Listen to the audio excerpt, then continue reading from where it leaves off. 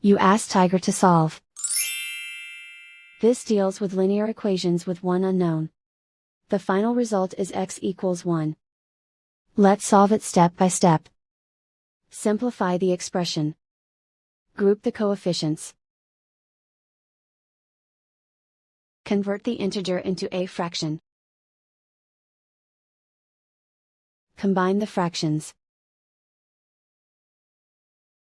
Combine the numerators. Group all constants on the right side of the equation. Add 3 to both sides. Simplify the arithmetic. Convert the integer into a fraction.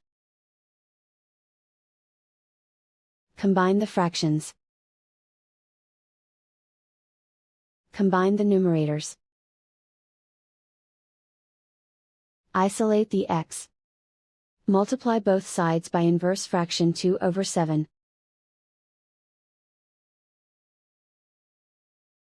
Group like terms. Multiply the coefficients. Simplify the fraction. Multiply the fractions. Simplify the fraction. And so the final result is x equals 1.